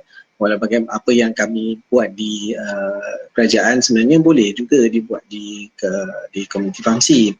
Selain daripada itu, saya berdasarkan pengalaman-pengalaman juga yang mana saya adalah berpeluang, ya, untuk buat attachment di luar negara, dan apa yang saya lihat, apakah praktis mereka, ya. So antara kalau kita nak melihat kepada keadaan, saya rasa memang mungkin daripada kajian tu memang menunjukkan bahawa peningkatan community pharmacy di Malaysia tu memang dalam, ya, kalau mungkin dalam graf dia menunjukkan trending yang meningkat lah, ya. So sekarang ni kalau kita tengok, kita mungkin ada rutin dan kita mungkin ada extended services. Routine services tu saya rasa kalau nak disamakan community pharmacy ni dengan kerajaan tu adalah yang over the counter lah. So maksudnya di counter pharmacy tu pendispensan tu adalah antara rutin lah, ya. Selain daripada itu counselling ubat-ubatan juga boleh kita consider sebagai rutin. Tapi kita mungkin perlu melihat kepada extended services ataupun extended role of pharmacist yang we need to go beyond the counter. Maksudnya kalau kita ahli-ahli farmasi ni masih lagi nak duduk belakang kaunter aja, maksudnya kita ni tidak merapati kita punya komuniti. So kita kena merapatkan diri kita dengan komuniti, dan kita boleh membantu mereka lebih banyak lagi.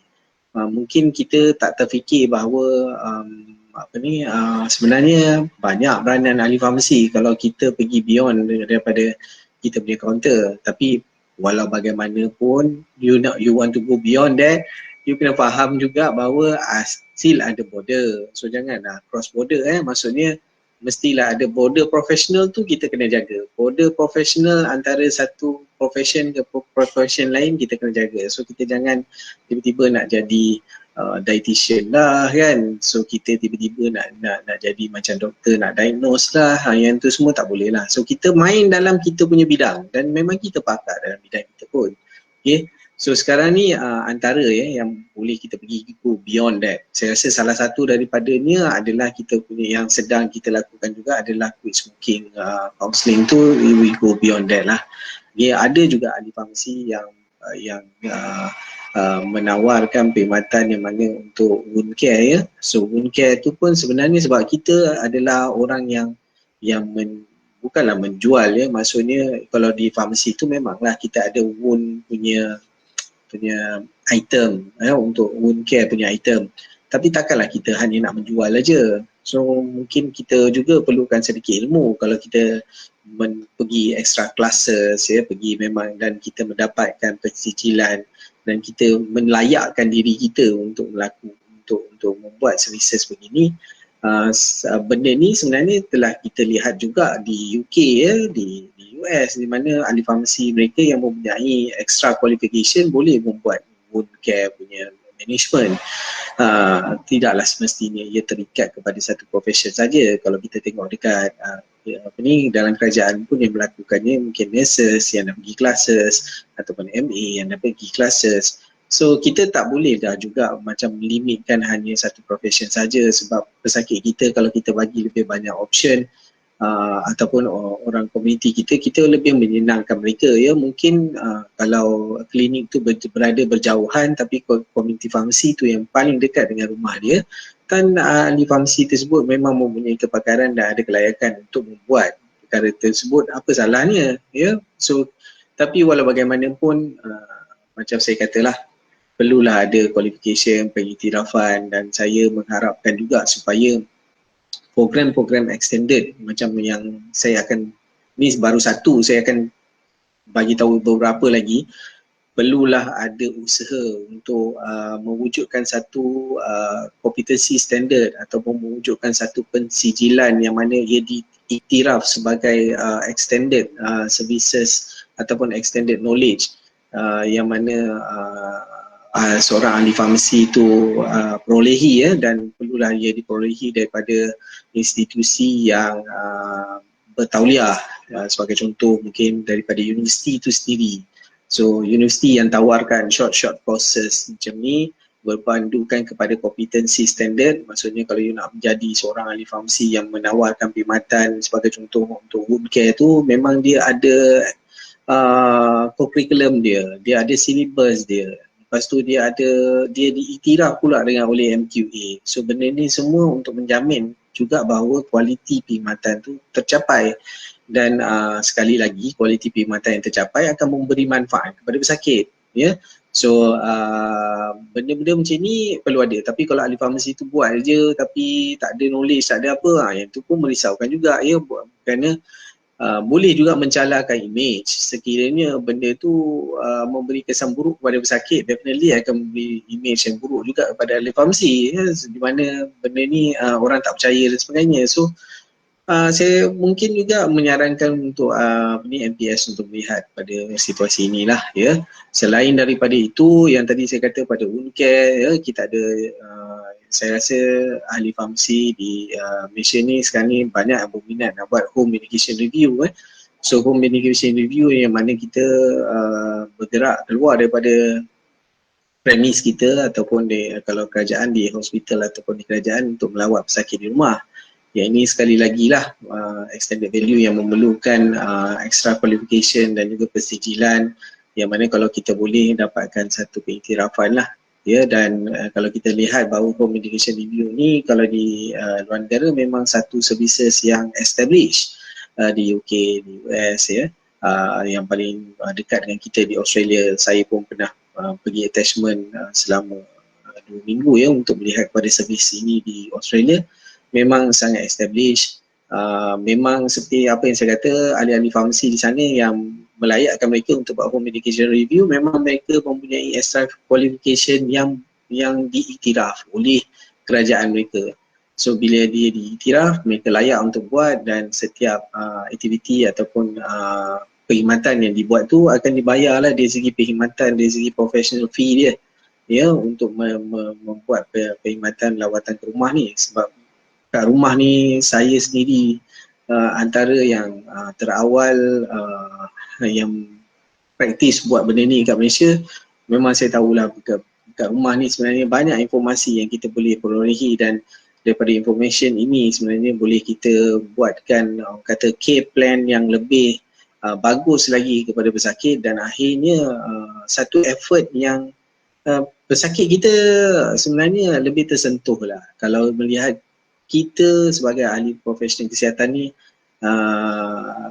mendekati mereka, menunjukkan bahawa kita minat, kita concern terhadap mereka. So dengan minat dan concern terhadap mereka, kita ni bukanlah orang yang dia melihat hanya sebulan ataupun setiap berapa bulan kerana mereka perlu datang untuk mendapatkan bekalan. Tak, mereka akan anggap bahawa kita ni adalah orang yang rapat, yang penting dalam kehidupan mereka, yang mereka sudi untuk kongsi masalah mereka berkaitan kesihatan, yang kongsi maklumat kepada kita berkaitan dengan pengalaman pengambilan ubat-ubatan mereka. So benda tu yang penting, kerana anggota kadang-kadang tu dia wujud barrier lah ya, di antara pesakit dan juga profesional kesihatan ni. Kalau kita tak rapat dengan dia akan anggap kita ni macam yalah terlalu asing bagi mereka. Kadang tu segan nak bercerita, takut nak bercerita, takut kena marah lah dan sebagainya. Padahal kita sebenarnya memang niat dia untuk cuba membantu, tapi kerana kita tidak ada usaha sedikit lebih untuk menunjukkan kita concern terhadap kesihatan mereka dan juga prihatin terhadap kebajikan mereka, maka mereka tak tersentuh. So apa yang kita cuba buat sekarang ni adalah menyentuh jiwa mereka. Itulah yang kita kata build up the good rapport. So dengan build up the good rapport, you akan build up the trust. Once you build up the trust, selepas ni apa-apa nasihat tu lebih senang diabsorb oleh pesakit untuk merealisasikan kita punya care plan. Begitulah juga yang berlaku dalam situasi mereka di rumah ya. So siapa yang paling rapat dengan mereka? Mestilah ahli kaum keluarga, sebab tu ahli kaum keluarga punya nasihat ataupun saranan mereka akan dengar ya, ataupun jiran-jiran tetangga, sebab mereka yang paling rapat, selalu berjumpa, selalu bercakap, selalu meluahkan perasaan, dan so mereka ada trust kat situ. So sebab tu mereka lebih mempercayai jiran-jiran ataupun ahli kaum keluarga compare to profesional kesihatan. So kat sini ini antara benda yang kita boleh pergi go beyond lah. Selain daripada tu group counselling ya. So group counselling ni satu benda yang bagus jugalah ya, yang mana kita kadang-kadang tu ada mungkin dalam pesakit kita yang rasa macam malu nak bercerita, takut nak bercerita, tapi bila mereka berada dalam satu kumpulan yang semua pesakit yang sama berkongsi pengalaman dan sebagainya, benda tu kadang-kadang membuka, bukan saja membuka mata mereka, tapi membuka keberanian mereka untuk berkongsi masalah ya. So benda-benda macam ni kalau group counselling dahulunya kita buat perlu ada tempat dan sebagainya. Alhamdulillah sekarang ni dengan kita melihat kepada platform elektronik sekarang ni, kita boleh buat online. Maksudnya dalam online tu sendiri menggunakan platform-platform sebagai contoh Google Meet ataupun menggunakan platform seperti Zoom dan sebagainya. So sebenarnya kita mampu untuk buat, dan saya pun telah mencuba untuk buat di peringkat klinik saya ya. Walau bagaimanapun ada juga masalah dia ya, masalah dari segi internet yang tidak stabil. Mereka banyak menggunakan handphone, mereka tidak menggunakan laptop. So kadang tu guna handphone lama sangat, jam handphone diorang, panas handphone diorang. So berapa lama kita nak buat satu-satu sesi group counselling? Adakah group counselling tu hanya dalam bentuk berceramah sahaja, maksudnya seorang dia bercakap, tak ada two-way communication. So benda-benda macam tu bila kita buat baru kita tahulah, dan kita dapatlah feedback daripada pesakit tu sendiri ya, sama adakah ia mudah ataupun tidak. Dan ada beberapa platform juga yang mana kalau kita cuba dan kita boleh tahulah, sebab pesakit-pesakit kita ni kalau boleh mestilah benda tu hanya within one click. Maksudnya satu klik dia dah boleh masuk. So kalau ada banyak klik, kadang-kadang tu terutama golongan-golongan warga tua ni, dah lah dia klik ni nak masuk sini, nak tekan sini, nak kena masuk sini, nak kena. So benda tu memang mereka akan terus macam benda ni susah. So benda-benda yang berkaitan dengan kalau setakat kita nak bagi counselling, kita nak bagi ceramah, kita nak bagi apa, bagi diorang hanya nak one click. So one click masuk, settle masalah. So dia boleh dapat terus berkomunikasi dengan ahli profesi kesihatan. Ada juga lain lah, maksudnya public education yang kita boleh menggunakan saluran-saluran live session di social media ya. Saya cuba juga buat waktu MCO ni HMR, tapi kita ubah kepada OMR, iaitu online medication review, yang mana kita menggunakan juga platform yang lebih menjaga PNC. So ada platform-platform yang lebih menjaga PNC, dan termasuk juga mereka ada buat perjanjian lah dengan kita, menganggap kita sebagai profesional kesihatan, perjanjian yang mana mereka tidak membuat sebarang recorded version walaupun kita menggunakan platform dia ya. Maksudnya dia tidak merekod apa-apa perbualan kita bersama pesakit, mereka tidak menyimpan apa-apa tu. So benda-benda perjanjian macam tu perlu ada lah antara kita dengan bila kita menggunakan platform-platform macam ni ya. Sebab yang ni penting, macam saya kata tadi, sebab kita ingin menjaga kita punya privacy pesakit tu sendiri. So sebab tu kadang-kadang kita kena pilih platform yang mana yang sesuai lah ya. Ada juga kalau yang lain tu saya rasa ahli farmasi dah banyak dah buat, iaitu bantuan-bantuan sokongan ya, seperti bantuan untuk menguruskan urusan dengan permohonan zakat, ya. Kemudian kalau kita tengok di luar negara, telefarmasi ni amat kita gunakan untuk kawasan remote area di rural, ya. Mungkin dekat Lembah Kelang ni kita tak nampak lah, tapi mungkin di utara, ya, di pantai timur, walaupun kita tak adalah nak katakan mereka tu rural, tapi ada kawasan-kawasan yang rural, mungkin di Pahang, ya, mungkin di Kelantan tu sendiri sebagai contoh, di Gurun Musang, ya. So mungkin kawasan-kawasan yang terlalu berdalaman tu macam mana kita nak menggunakan komunikasi, sama ada kalau mungkin internet tu tak sampai, tapi kalau telefon tu boleh, bagaimana kita nak memanfaatkan. Sebab yang ini adalah antara apa yang mereka manfaatkan di luar negara, untuk terutama kaum-kaum orang asli dan sebagainya.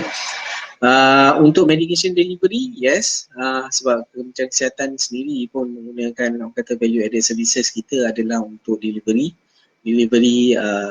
ubat-ubatan, ya, kepada pesakit untuk bekalan susulan. Yang ini untuk semua orang faham lah, bekalan susulan, ya, maksudnya kita bukanlah membuat benda tu online dan pesakit tak perlu datang ke dan sebagainya, kemudian ubat sampai ke rumah. Yang tu belum lagi lah. Setakat yang kita buat ni memang dia adalah susulan, maksudnya doktor dah melihat dia di klinik, ya. Kemudian bekalan seterusnya, ya, kita tidak memberi ubat sekaligus, kita bagi secara staggered, ya, sama ada sebulan ke 2 bulan ke. So bekalan susulan ni yang kita deliverkan kepada mereka supaya mereka mendapat satu perkhidmatan yang lebih convenient, ya, tak perlu pergi ke farmasi, ya. Yang ni yang saya cakap ni lebih kepada ubat melalui pos lah. Tapi ada juga value added services yang lain, ya, yang mana pesakit-pesakit hanya perlu datang dan ambil ubat terus, tak payah menunggu dan sebagainya. Kerana semua informasi awal dari segi kaunseling dan sebagainya kita dah tackle semasa first session kita bersama pesakit lah. Dan pesakit ni bukanlah pesakit baru, pesakit ni semua pesakit lama, dan mereka perlu mematuhi pada syarat-syarat kepada setiap services value added yang kita ketengahkan lah, ya. Sebagai contoh macam UMP tu, ubat-ubat cecair, ya, insulin dan sebagainya, kita tak boleh bekalkan. So dia kena carilah value added services lain yang lebih sesuai, mungkin drive thru, ya, ataupun park and pick dan sebagainya. So benda ni adalah inovasi yang telah dilakukan oleh ahli-ahli farmasi, dan benda ni juga boleh diadaptasikan juga oleh community farmasi, yang mana medication review pun boleh, ya. Tapi benda ni macam saya katalah, kalau boleh biarlah kita mengorak selangkah lagi, iaitu dapatkan pengiktirafan kepada setiap extended services yang dilakukan ni lah. Dan pengiktirafan ni mungkin perlu secara bersijil, ya, dan kemudian dia mungkin perlu ada renew. Dia tak boleh lah sekali sijil tu macam kata dapat lesen agung, boleh selama-lamanya boleh buat macam tu, tak boleh lah. So dia kenalah macam every 2 years dia mungkin kena duduk exam sekali lagi, ya, untuk update dia punya knowledge, untuk membolehkan dia renew balik dia punya extended knowledge ataupun extended services kepakaran yang dia ada. So itu antara juga yang kita melihat apa yang berlaku di luar negara. So benda yang sama boleh kita lakukan di Malaysia. Baik, saudara Jihan, so boleh saya simpulkan bahawa banyak sebenarnya aktiviti yang boleh dilakukan oleh komuniti farmasi. Okay, contoh yang dapat saya catat daripada poin-poin saudara Jihan: wound care, management, home medical review, home medication review, group counselling, public education, online medication counselling, medication delivery, yang paling dan yang hari sekali pastikan kita kalau bolehlah dapat pengiktirafan dan juga ianya perlu diperbarui dari masa ke semasa. Dan yang paling penting mesti menjaga professional border supaya kita tak melangkaui, kan, border-border tertentu. So sebenarnya kita dah melebihi masa yang diberikan oleh pihak penganjur, iaitu sejam. Sekarang ni kita akan masuk ke sesi soal jawab, ya, yang mana kita hanya ada lebih kurang 15 minit, okay, sehingga 11.30. So di sini saya ada beberapa soalan. Okay, sekejap saya tengok soalan daripada kita punya viewer audience. Sekejap saya check. Okey, ada satu soalan ni daripada viewer kita. Adakah telefarmasi dibenarkan oleh pihak enforcement sebab baru-baru ini pihak saya diberi warning kerana mempromot suplemen di media sosial. Ada siapa-siapa tanya nak jawab? Okey, saya rasa kita kena melihat perkara ini dari segi beberapa perspektif. Okey, kita tahu bahawa apa-apa pun dari segi amalan buat masa sekarang ni lah. Okey, kita kena mengikut bahagian penguatkuasa farmasi. Ya. Jadi maknanya kita masih lagi ikut undang-undang yang sedia ada. Jadi kalau kata apa-apa kesilapan pun lebih kepada tidak mematuhi apa-apa peraturan atau akta yang terbabit. So kalau kita kata, jadi maknanya kalau kata seseorang itu diberikan amaran, apa yang kita boleh buat, kita kena dapatlah detail apa makna amaran kita. Hak kita kena faham antara bahagian farmasi dia ada dia punya tugas. Dan kita pun ada hak kita untuk berkomunikasi. Okay, untuk maklumat semua saya ni dapat maklumat daripada kedua-dua belah pihak.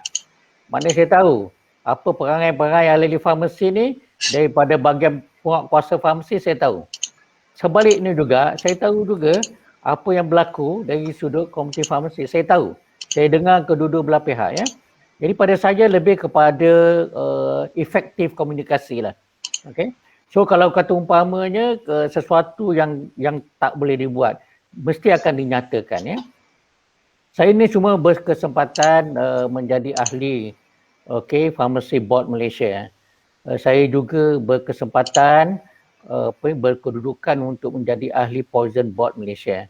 Saya juga berkesempatan menjadi ahli Medicine Advertisement Board. So jadi maknanya kita faham. Okey, kalau kata ada pelanggaran tak kira lah farmasi ke, doktor ke apa semua kita faham. So jadi apa yang kita boleh buat kalau kita menghadapi perkara tersebut sebagai satu perkara yang kita boleh lakukan dengan peraturan-peraturan tertentu. Maknanya macam kata ada poin-poin yang Saudara Zihan kata tadi. Contoh, kalau kata contoh katalah kita nak buat sesuatu professional services. Jadi professional service tu mesti buat dengan SOP yang teratur. Saya ambil contoh. Maknanya kalau ahli-ahli farmasi nak menjalankan professional services, saya nak share satu maklumat lah. Contohnya MQuit service. MQuit service untuk pengetahuan semua, MQuit service yang kami telah tanda tangani pada bulan Disember baru-baru ni telah di-upgradekan. Di mana MQuit services untuk private sector, untuk sektor awam diberikan kepada MPS. Untuk mengawal. Maknanya kita ada macam mana kita nak buat, maknanya dia orang kena lulus CSCSP, level 1, level 2 dan sebagainya lah. Dan kita maknanya kita dah diberi kepercayaan oleh pihak kerajaan untuk, sebab kita dah lama buat perkara ni. So jadi maknanya benda tu kita lakukan. So dari segi kompetensi dia tak menjadi masalah, dan kalau nak charge professional fee pun tidak menjadi masalah. Jadi tunggulah bukti-bukti lanjutnya akan keluar dalam apabila kita launch nanti kita punya website yang baru. Yang kedua, berkenaan tadi Saudara Zihan pun cerita pasal medication review. Jadi kita ambil maklum bahawa kompetensi is an issue. So watch out kita pun memang dah ada berkolaborasi dengan UKM sebagai micro credentialing. Di mana kita kita telah lakukan perkara ni. Jadi perkara ni kita akan buat daripada masa ke semasa. Dan satu lagi adalah berkaitan dengan impact, contohnya katalah complementary medicine sebagai contoh. Komiti farmasi tak boleh lari daripada bidang ni. Pasal orang awam dia mesti akan tanya tentang complementary medicine. So jadi apa kita buat, MPS buat adalah kita berkolaborasi dengan Blackmores Institute bukan Blackmore yang tu, Blackmores Institute. Okey, ada kita punya bronze level, silver level dan juga gold, supaya kita meningkatkan kita punya pengetahuan, supaya kita buat semua berdasarkan kepada sains lah. So jadi pada saya, kalau kata kita nak menjalankan value added services seperti mana yang telah disebutkan oleh Cik Zihan tadi, jadi kita mesti buktikan bahawa kita ada kompetensi untuk melakukan, dan perkara itu pada saya itulah yang akan menimbulkan keyakinan dan akan meningkatkan lagi lah. So bagi pihak persatuan, kita akan berkolaborasi juga dengan bahagian penguasa supaya kita go for win-win lah. Especially sekarang ni, telah timbul di mana kita nak macam mana kita nak berkolaborasi antara doktor dengan farmasi. Contohnya saya tahu bahawa di peringkat doktor memang dia punya platform untuk mengeluarkan ataupun satu sistem yang menguruskan e-prescription. Jadi kita nakkan ahli farmasi join up dengan mereka supaya integriti electronic prescription tu betul dalam satu sistem, dan kalau kata ada apa-apa intervention yang dibuat oleh ahli farmasi, dia boleh menghubungi doktor tersebut. So maknanya benda tu semuanya telah, yang saya tengok adalah setengah-setengah sistem yang dah ada pada perkara tu. Ini termasuk digital pun, termasuk tanda tangan digital. Jadi perkara ni semua dah ada. Jadi jangan lepaskan peluang begini, pasal isu preskripsi ni ada satu isu yang besar, pasal di Malaysia ni tidak ada separation of role untuk primary care sektor lah, between private doctor dengan community pharmacy. So jadi pada saya kolaborasi ini penting untuk kita mematuhi semua undang-undang yang berkaitan dengan preskripsi dan juga Poison Act lah. So jadi saya rasa lebih kepada untuk kita maju ke hadapan lah. Take on bahawa things are moving, evolusi sedang berlaku, transformasi sedang berlaku, dan jangan terlepaslah. Pasal berlakunya COVID-19 ni dan juga wujudnya digital digital punya platform ni kan, sebenarnya telah membuat praktis di kalangan ahli farmasi, sama ada daripada group chain ataupun small chain ataupun independent pharmacy, kita boleh melandaikan playing field tu lah. Maknanya playing field tu lebih sama lah, sebab ada akses kepada orang ramai melalui telefarmasi ataupun digital teknologi lah. So itulah saya punya respon. Mungkin Cik Zihan nak tambah kalau saya ada. Yes, saya mungkin setuju nak tambah, bukan nak tambah tapi saya setuju juga dengan kata Cik Amrahi yang berkaitan dengan soalan yang pertama tu, yang soalan untuk sama ada kenapa kena marah dengan kena warning dan sebagainya dengan enforcement officer. So yang terbaik sebenarnya memang itu adalah hak kita untuk kita tahu kenapa teguran tu diberikan. So bila kita tahu, kemudian kita boleh perbetulkan lah, sebab kadang-kadang tu kita punya pemahaman terhadap undang-undang tu tidak seperti apa yang pihak enforcement, sebab dia yang berlaku, dia yang enforce the law dan dia lebih faham berkaitan undang-undang tersebut. Dan undang-undang tu pun dibuat memang untuk menjaga profession kita juga, dan juga menjaga ahli farmasi itu supaya mereka tidak melakukan kesalahan yang boleh, orang kata, bukan memberi kesan kepada definitely boleh memberi kesan kepada pesakit, tapi boleh memberi kesan image kepada dia sendiri sebagai profesional kesihatan. So kena tanyalah, kena tanya, dapatkan maklumat yang lebih lanjut kenapa, dan kemudian untuk berkaitan dengan tadi sebab Encik Amrahi dah sentuh e-prescription tadi, saya rasa benda yang sama juga adalah di mana bukanlah sesuatu yang tidak boleh dilakukan, dan boleh kita lakukan walau bagaimanapun.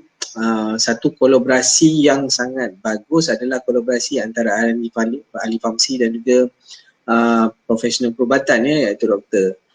So sekiranya boleh berkolaborasi, definitely kita boleh membuat satu inovasi ataupun menghasilkan satu sistem e-prescription yang tidak melanggar undang-undang, ya. Dan juga benda ni kalau ialah sesuatu benda tu kalau inovasi tu take place dan kita boleh nampak perkembangan dia, lambat laun suatu benda yang kita perjuangkan untuk dispensing separation tu boleh berlaku tanpa orang kata perjuangan yang amat susah. Perjuangan dia sebenarnya hanya bermula dengan kolaborasi sahaja. So bagaimanakah kolaborasi itu ingin dilakukan, perlulah memang duduk orang kata semeja, ya, berbincang dari segi profesional dia bagaimana, dari segi bisnes dia bagaimana. So benda itu semua boleh kita lakukan dan berkolaborasi itu lebih boleh menjamin kita punya peranan sebagai profesional kesihatan dan juga kita punya model of operational tu lebih sustainable. Sebab kalau kita tengok sini model operational tu macam tak sustainable sekarang ni kerana kita pergi berasingan. Bukan saya nak cakap berkaitan dengan komuniti farmasi saja, ya. Even doktor tu sendiri yang pergi buka GP kat luar pun bila dalam keadaan pandemik macam ni pun dia sendiri pun dah patut boleh fikir dah, ya, bahawa kalau masih lagi nak separate, maksudnya GP farmasi maka dia punya operational tu tidak sustainable pada masa akan datang. Kita tak tahu lagi apakah jenis pandemik lain yang akan wujud selepas ini ataupun apakah jenis bencana dan sebagainya yang akan terus berlaku, dan perkembangan teknologi tu sendiri pun mungkin boleh menyebabkan operational yang sedia ada, orang kata traditional ni, yang nak lagi diamalkan dan cuba dipertahankan di Malaysia ini sampai bila boleh bertahan, ya. So lebih baik duduk semeja, berkolaborasi, wujudkan satu inovasi yang boleh bertahan, dia punya operational model tu boleh bertahan for another 20 years.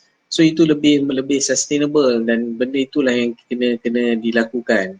So benda ni boleh dilakukan, ya. Kalau yang e-prescription tadi Encik Amrahi dah kata perlu berlaku dalam satu daftar, satu sistem yang close.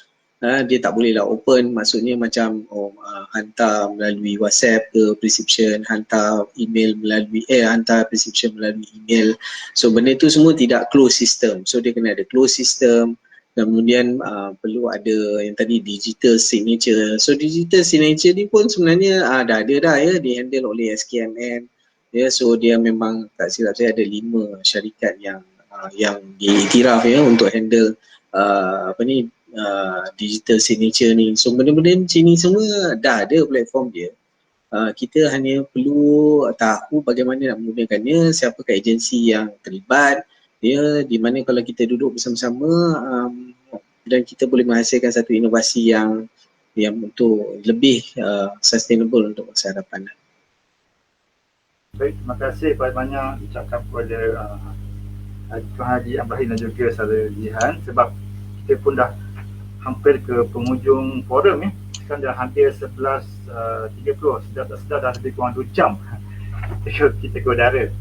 Okey, sebenarnya saya banyak soalan lagi ni, tapi mungkin akan ada forum susulan, mungkin kita berjawab soalan yang banyak, lebih 6-7 ni. Okey, sebelum saya serahkan majlis ni kepada pengurusi majlis, saya ambil kesempatan untuk pertama-tamanya nak berterima kasih kepada tuan-tuan, puan-puan, saudara-saudari, kerana sudi bersama-sama kami sehingga ke penghujung forum. Kedua, ucapan terima kasih juga kepada 2 panelis penting dalam forum ini, iaitu Tuan Haji Amrahi Buang dan juga saudara Jihan Mustafa, kerana sudi berkongsi maklumat, mengupas tajuk kita saya agak penting tentang segi farmasi pagi ini. Dan tidak saya lupakan terima kasih juga kepada penganjur, Rezes Ahli Farmasi, kerana sudi menjemput kami bertiga dalam forum sulung Rezes Farmasi. So itu sahaja, sekian, terima kasih. Saya serahkan majlis kepada pengurusi majlis. Terima kasih diucapkan kepada moderator kita Encik Nizam dan kedua-dua panelis jemputan kita Encik Amrahi dan Encik Zihan. Alhamdulillah berakhir sudah satu discussion yang padat dan penuh dengan information. Diharapkan pengguna-pengguna hari ini dapat mengadaptasi perubahan-perubahan yang berlaku dalam kehidupan kita seharian, terutamanya dalam bidang farmasi. Sekiranya berminat untuk mendapatkan konsultan-konsultan yang bertauliah dan pakar dalam bidang masing-masing, terutamanya dalam bidang farmasi dan pharmaceutical, bolehlah layari di laman web Razors Telepharmacy di www.ebaypharmacy.com ataupun boleh hubungi admin di talian 013-393-8042 untuk sebarang pertanyaan. Maklumat tersebut juga kami akan tulis di chat box dalam forum nanti. Okey, sekian dulu dari saya, Muhammad Razif Muhammad Zain. Sampaikan kita berjumpa lagi di program ataupun forum seterusnya. Assalamualaikum warahmatullahi wabarakatuh dan terima kasih.